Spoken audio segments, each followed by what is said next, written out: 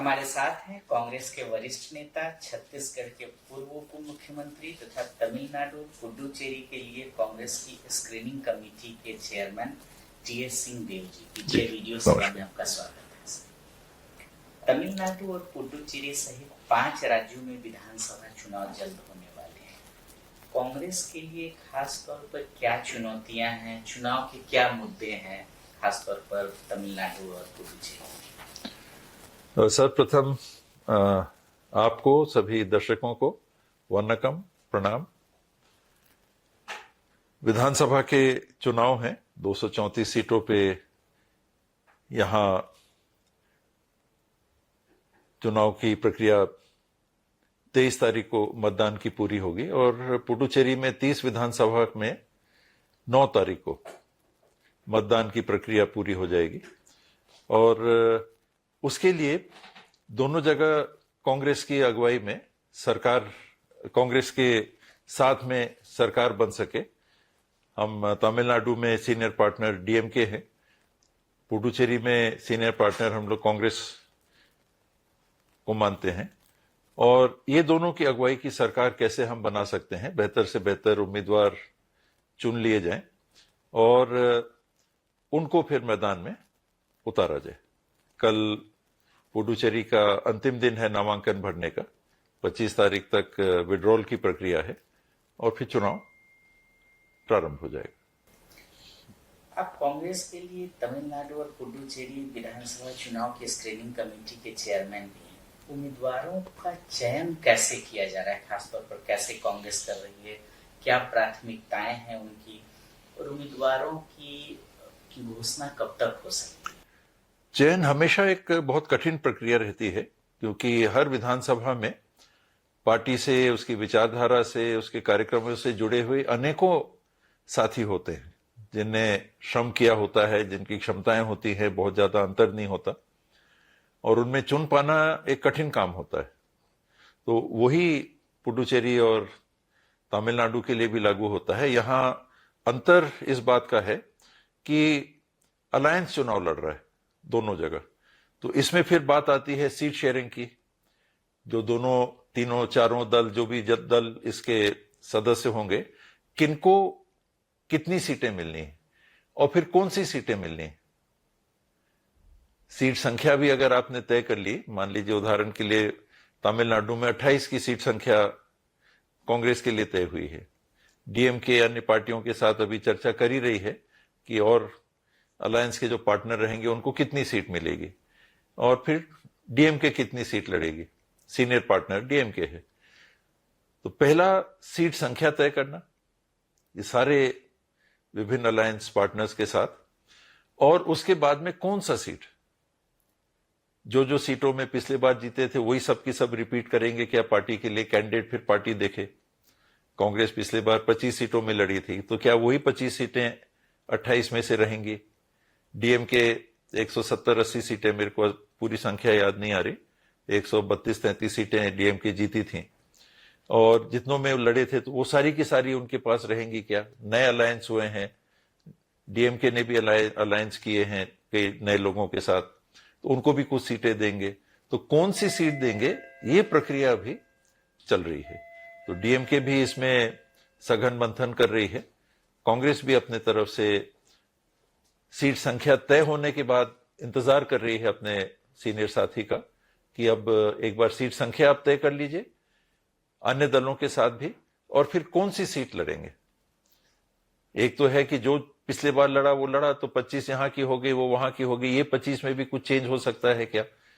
हमने अगर देखा, सर्वे किया, सर्वे में ये पाया कि नहीं, 25 में 18 कांग्रेस जीती थी, हम बाकी में हारे थे, यानी 7 में कांग्रेस हारी थी, 6 में दूसरे नंबर पे थी, 1 में तीसरे नंबर पे थी। तो ये दूसरे तीसरे नंबर को लेना कि नहीं लेना, अलायंस के लिए उपयुक्त होगा क्या, वो भी अपना फीडबैक देंगे डीएमके कि नहीं आपके लिए कैसा रहेगा, हम लोग भी अपना फीडबैक देंगे। तो आसान नहीं रहता है, पर ये प्रक्रिया चल रही है और सुलझ जाना चाहिए। पौंडीचेरी में भी इसी प्रकार से चल रहा है।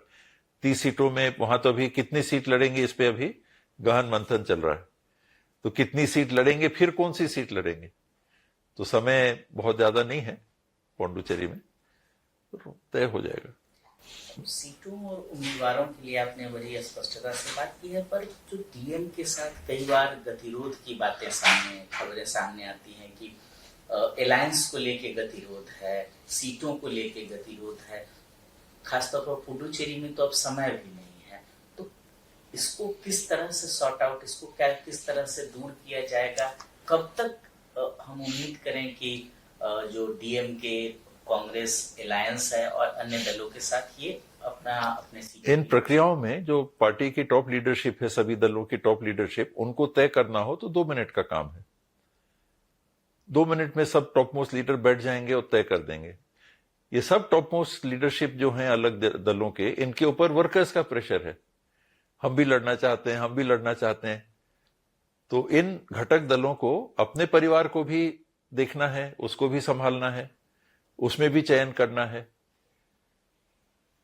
और साथ भी रह के दिखना है कि हम चुनाव लड़ें और सफलता से जीतें। तो ये प्रक्रिया अभी चल रही है, दोनों जगह ये प्रक्रिया चल रही है, हल निकलेगा। एक बात और भी आई है कि डीएमके के साथ जैसे कांग्रेस है, कांग्रेस का इस बार कहना था कि इस बार थोड़ा हम ज्यादा सीटों पर लड़ना चाहते हैं, अन्य अलायंस भी हैं वो भी ज्यादा सीटों पर लड़ना चाहते हैं, क्योंकि और जो तमिलनाडु में है या पुडुचेरी में है, मुख्य रूप से 2-3 अलायंसेस हैं, उनके बीच में मुकाबला है। तो कैसे इसको? यहां तो अलायंसेस का ही मुकाबला है।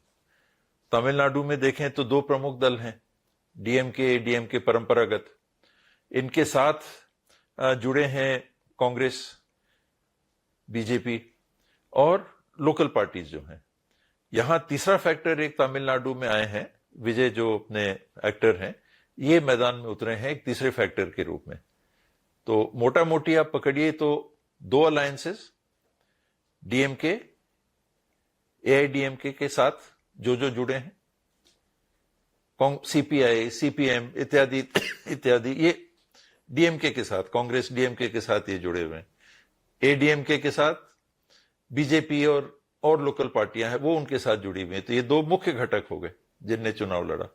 तीसरा एक फैक्टर आ गया टीवी के, विजय जी की जो पार्टी है, ये तीसरे फैक्टर के रूप में आ गई। तो ये 3 फैक्टर के बीच में अब क्या पोजीशन बन रही है, इसको भी ध्यान में रख के पार्टियां तय कर रही हैं सीटें। और पौंडुचेरी में स्थिति थोड़ी अलग है।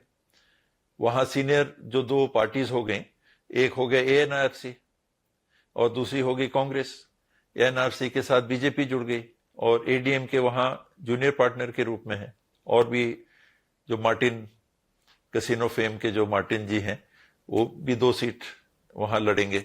एडीएम के 2 सीट लड़ेगी, बीजेपी 10 सीट लड़ेगी, एएनआरसी है 16 सीट लड़ेगी। उनने अपने अलायंस को तय कर लिया है। कौन कौन सी सीट लड़ेगा वो भी शायद तय हो जाएगा। अब कांग्रेस और डीएमके को तय करना है, तो वो प्रक्रिया चल रही है। एक्टर विजय की पार्टी टीवी के इस चुनाव में उसको आप कितनी बड़ी चुनौती मानते हैं और क्या उसको लेके पार्टी में क्या विचार चल रहा है, गठबंधन में क्या विचार चल रहा है? एक नया फैक्टर सामने आया है। तमिलनाडु की पॉलिटिक्स में परंपरागत देखा गया है कि सुपरस्टार्स की एक विशेष उपस्थिति है और कई दशकों से ये परंपरा हम लोग देख रहे हैं। आइडियोलॉजी रहती है अपने जगह, आइडियोलॉजी रहती है। द्रविड़ मूवमेंट प्री इंडिपेंडेंस रहा है, उसकी एक गहरी उपस्थिति है। पार्टियां जो आजादी के पहले द्रविड़ मुद्दों को लेके बनी थी, वो मुद्दों के साथ या कभी कभी आगे दिखते हैं इंडिविजुअल एक्टर्स। रामचंद्रन जी हो गए, ये हो गए, जयललिता जी हो गई, अन्य फैक्टर्स हो गए। बीच में और पार्टियां आ गई।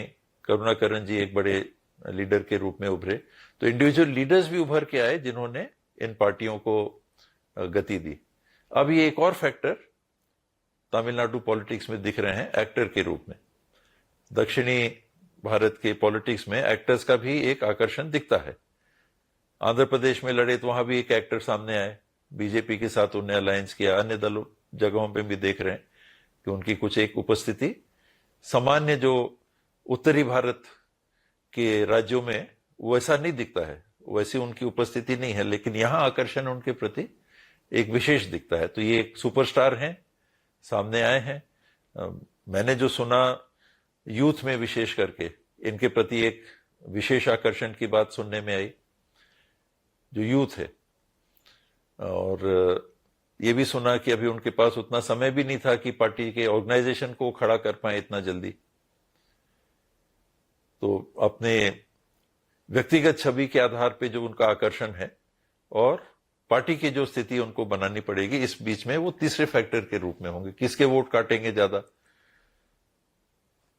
शहर के ज्यादा काटेंगे, शहर के वोट किसके ज्यादा काटेंगे, AIDMK के ज्यादा काटेंगे कि DMK के ज्यादा काटेंगे, इस अलायंस के ज्यादा काटेंगे, किसके वोट काटेंगे भविष्य में है। तो कुछ वोट उनको मिल रहे हैं ऐसे सर्वे बताता है, लेकिन विनिंग उनकी पोजीशन है ऐसा मैंने नहीं सुना। उपस्थिति उनकी है। पर इन सब के बीच ऐसी खबरें भी आ रही हैं कि AIDMK BJP अलायंस है, उनसे बात कर रही है। कभी ये खबरें आती हैं कि कांग्रेस भी उनको अपने साथ लाना चाहती है। क्या इसको कैसे देखते हैं? यहां मेरे ख्याल से जो उनका रुख रहा है, ये DMK के प्रति आलोचना कर रहा है, बीजेपी के प्रति आलोचना कर रहा है। शुरू में कुछ केसेस हुए, उनके ऊपर ऐसा लगा, बाहर से अंदर क्या है मैं नहीं जानता, बाहर से ऐसा लगा कि ये चिर परिचित तरीके से बीजेपी जैसा काम देश में कर रही है, ये एजेंसी, सेंट्रल एजेंसीज का उपयोग करके लोगों पे दबाव बना के उनको अपने साथ जोड़ना या उनको शांत करना, उनको न्यूट्रलाइज करना। तो उनके ऊपर भी CBI की जांच, ये समझ में देखने को मिला। तो अगर उनके साथ होते तो ऐसा नहीं होता। कहीं ऐसा तो नहीं कर रहे हैं कि साथ आ जाएं दबाव बनाने के लिए। फिलहाल मैं बाहर के व्यक्ति के नाते ही ये बात कह रहा हूं, कोई अधिकृत रूप से नहीं कह सकता, बहुत मुझे जानकारी नहीं है कि ऐसा लगता नहीं है कि विजय दबाव में आने वाले लोगों में से है। उनकी ही छवि को विपरीत प्रभाव पड़ता है। वो तो एक एजेंडा लेके लड़ रहे हैं, हमको सही करना है, और वही अगर दबाव में आके बीजेपी से मिल गए तो उनकी छवि पे तो उल्टा प्रभाव पड़ेगा। मेरे को नहीं लगता है कि वो इन परिस्थितियों में बीजेपी के साथ जाएंगे। कांग्रेस के साथ भी ऐसी खबर? कांग्रेस अभी DMK के साथ अलायंस कर चुकी है। तो TVK के साथ तमिलनाडु में अलायंस का तो कोई रास्ता बचता नहीं है, क्योंकि वो आलोचक हैं DMK के। हमारे सीनियर पार्टनर के वो आलोचक के रूप में दिख रहे हैं, तो हमारा उनके साथ अलायंस DMK के साथ रहते हुए कैसे हो सकता है? वो तो सिर्फ DMK कर सकती है। तमिलनाडु के मुख्यमंत्री स्टालिन है, वो शुरुआत से ही वो पहले व्यक्ति थे जिन्होंने राहुल गांधी को प्रधानमंत्री पद के उम्मीदवार के रूप में एक प्रोजेक्ट करना, उसको आगे बढ़ाने, इसका काम किया। कांग्रेस पार्टी का स्टालिन जो मुख्यमंत्री है, उनके साथ किस तरह की केमिस्ट्री है? सीनियर मोस्ट लीडरशिप की तो बहुत अच्छी है। इसमें मेरे को भी मौका लगा था, बीच में आया था वेणुगोपाल जी के साथ, मैं वहां मिलने गया था स्टालिन जी के साथ। उनके साथ में कानिमोझी जी और राजा जी, एक और व्यक्ति थे सीनियर, वो थे। और मेरे लिए पहला अनुभव था इन लोगों के साथ मिलने का, और वातावरण मुझे बहुत ही ज्यादा सौहार्दपूर्ण दिखा। जहां बाहर से दिखता है कि कोई टेंशन है और खींचातानी है, वहां तो एकदम परिवार की बात हो रही थी। और जैसा आपने कहा, यही सारी बातें हुई। हम तो क्लियर हैं कि हमने राहुल जी का नाम PM के रूप में रखा है और रखेंगे। जो नीचे की बात आती है कि मेरे को भी लड़ना है, 25 सीट मिली, अब 50 कांग्रेस के लोग हैं जो चुनाव लड़ना चाहते हैं, तो वो फिर दबाव बनाते हैं कि और सीट लीजिए। कभी कभी स्टेटमेंट्स सामने आ जाते हैं, उस पर भी मेरे ख्याल से हाईकमांड से कोई ना कोई डायरेक्शन मिला होगा कि पब्लिक स्टेटमेंट्स अलायंस के संबंध में, अलायंस के पार्टनर्स के संबंध में हमको नहीं देना चाहिए।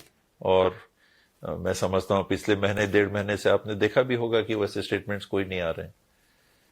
यानी मंशा पूरी एक अच्छे अलाय के रूप में साथ काम करने की है, और संबंध टॉप लीडरशिप में तो मुझे बहुत ही सौहार्दपूर्ण महसूस हो। AIADMK और बीजेपी अलायंस को लेके कांग्रेस हमलावर रही है। कांग्रेस ने उस पर निशाना भी साधा है, और EPS का जिस तरह से दौरा हुआ, दिल्ली का दौरा हुआ, उसको लेके भी बयान आया, पपेट शो की बात कही गई। ऐसा क्यों?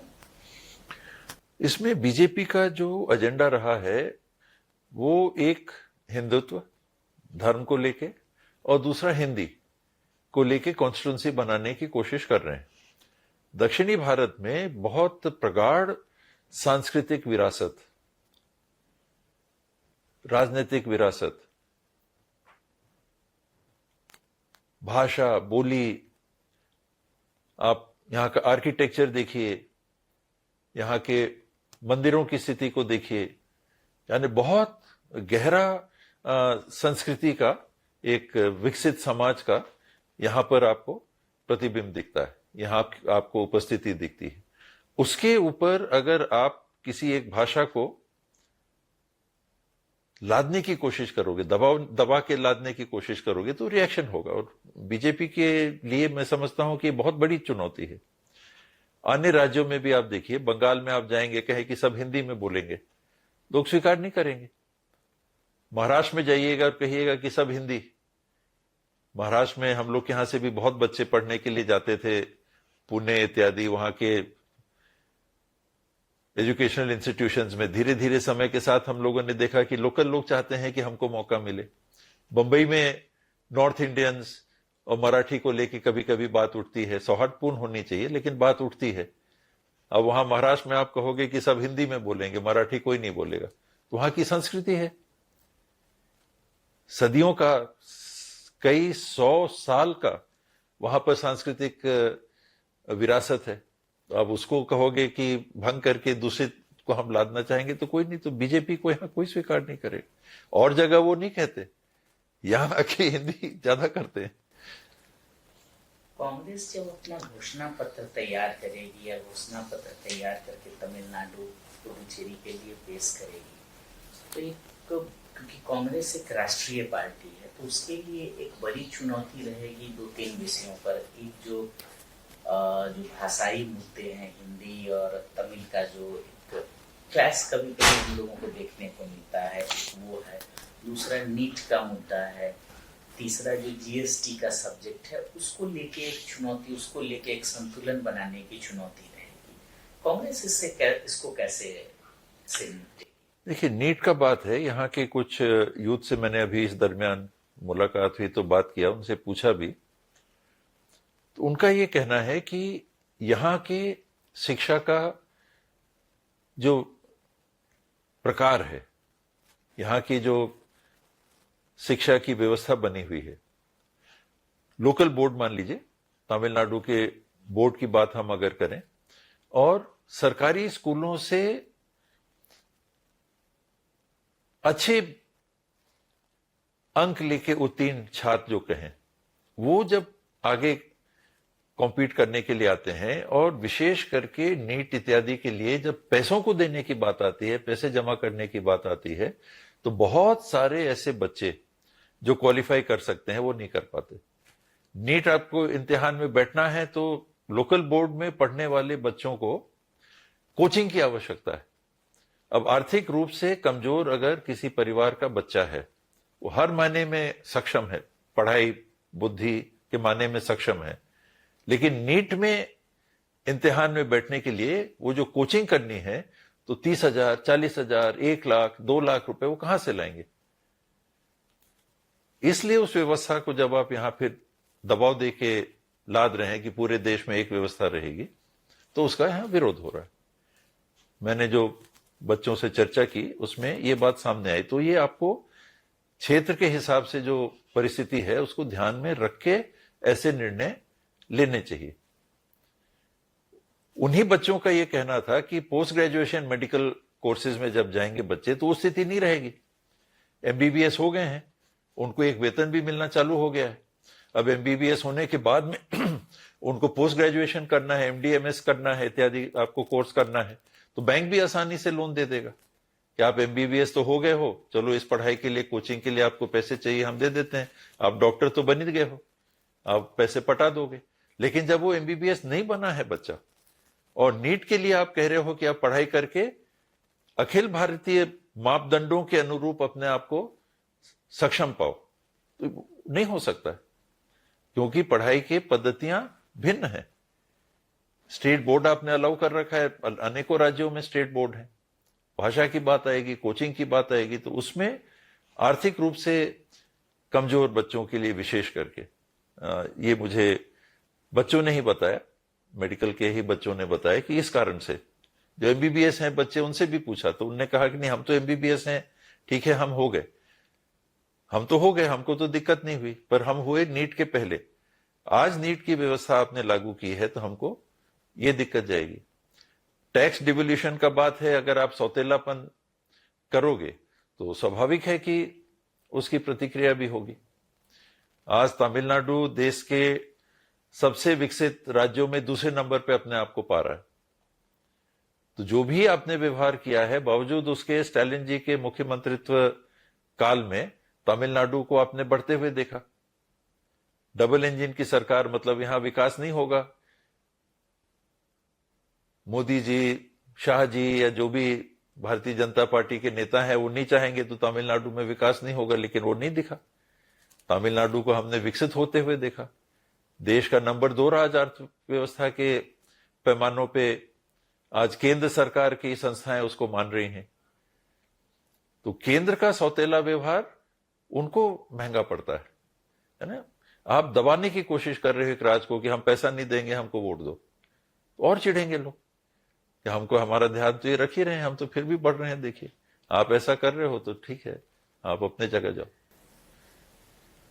कई राज्यों में जब कांग्रेस के कई वरिष्ठ नेताओं के पार्टी छोड़ने की बात आती है, इसमें असम भी है, इसमें कुछ अन्य राज्य भी है, तो वरिष्ठ नेता के तौर पर आप इसको कैसे देखते हैं? आना जाना दोनों होता है। आप अगर देखेंगे तो बहुत सारे लीडर्स भाजपा से भी जुड़े, अन्य दलों से भी चुनाव के पहले आप देखते हैं कि होता है, और चुनाव के पहले जाने की भी स्थिति को देखी जाती है कि पार्टियों को छोड़ के अगर कोई कांग्रेस में आ रहा है तो किसी दूसरे दल से आ रहा होगा, कोई कांग्रेस से दूसरे दल में जा रहा है तो कांग्रेस को छोड़ के जा रहा है। तो ये हर चुनाव के पहले जिसका उनको लगता है कि हमारे हिसाब से नहीं हो रहा है, तो अपने व्यक्तिगत राजनीतिक परिस्थिति या लाभ के लिए, हित के लिए वो पार्टी छोड़ने की बात करते हैं। दूसरा, असम में विशेष करके ये चर्चा हो रही है, असम में जो बात हुई है, वहां की जो परिस्थिति मैं अपने से समझ पा रहा हूं कि ये विश्व शर्मा जी कांग्रेस के ही थे, कांग्रेस के मुख्यमंत्री के दावेदार थे।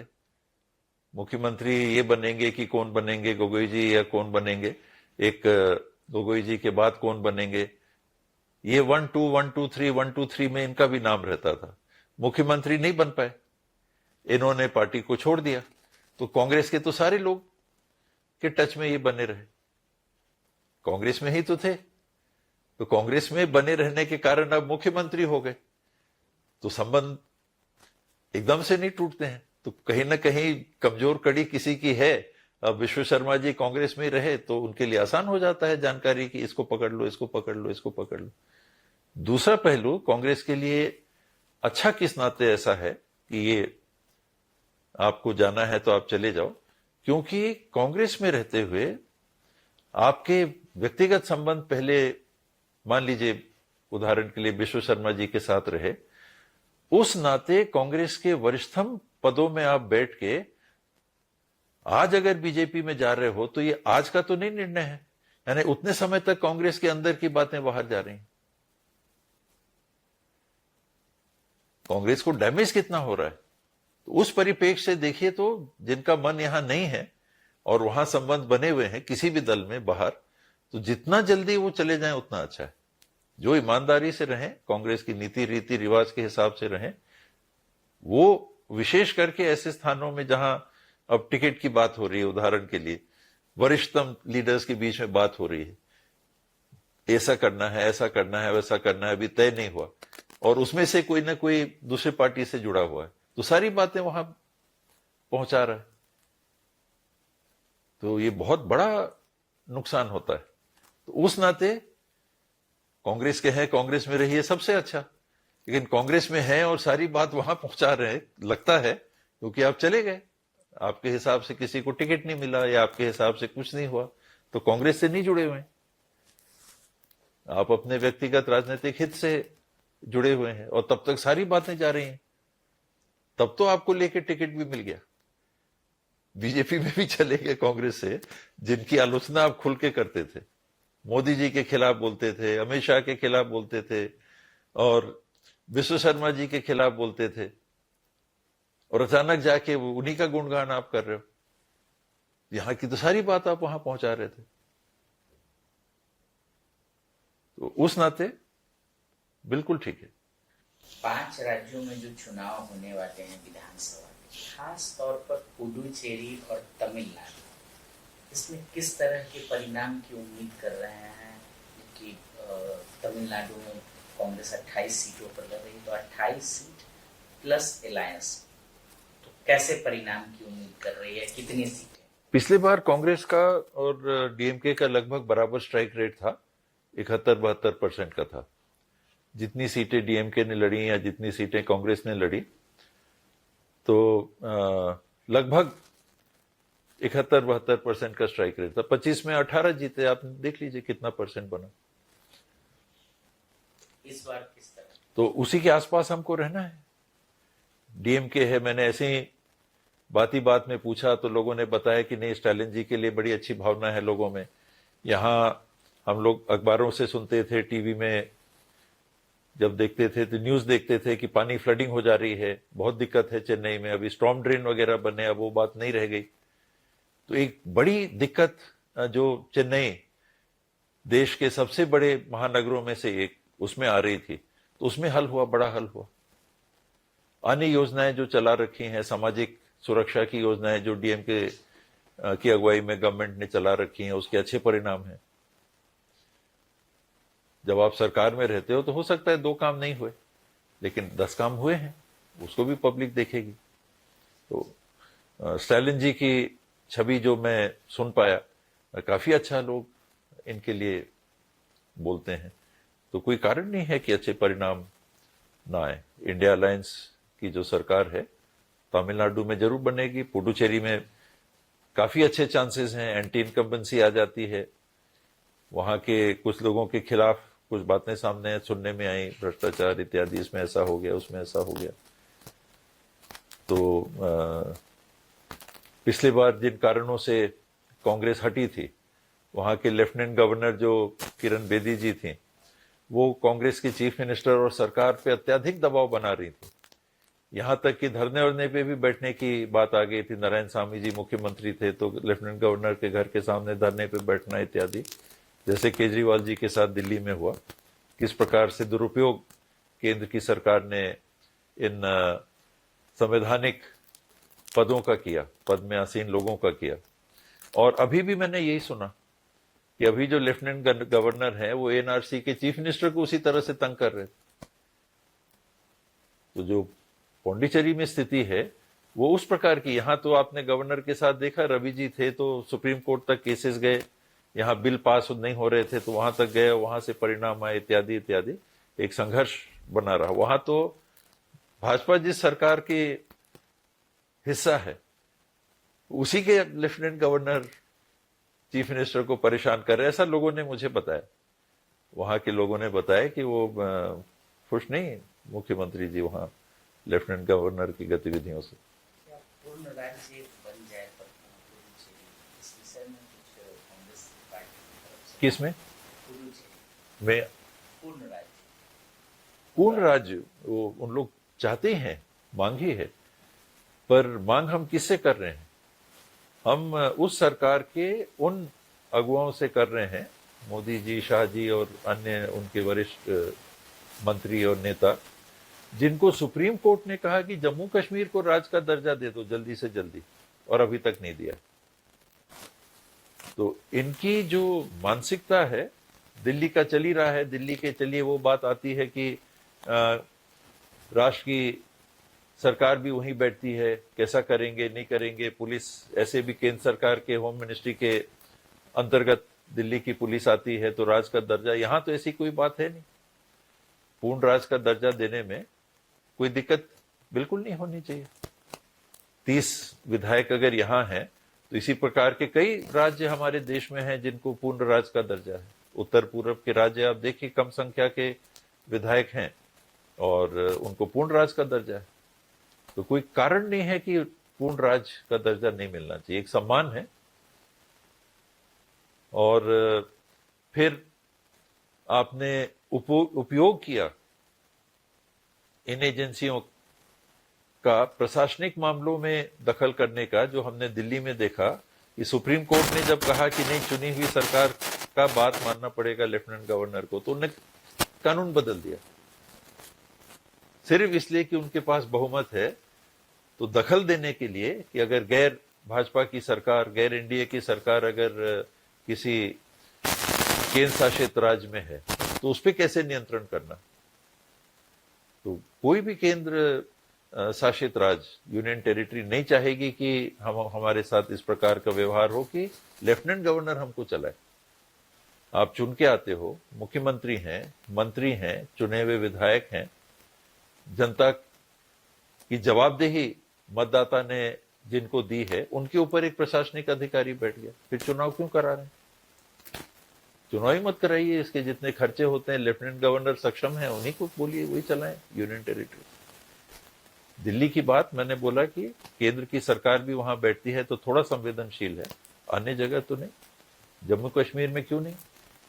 सुप्रीम कोर्ट ने कहा था, चुनाव के पहले कहा था कि जल्दी से जल्दी राज का दर्जा दीजिए। नहीं, लेह लद्दाख पहले आपने कहा कि हम ये देंगे, ये करेंगे, वो करेंगे, बाद में फिर मिलना चाहिए। पीछे वीडियो सेवा से बात करनी थी आपको।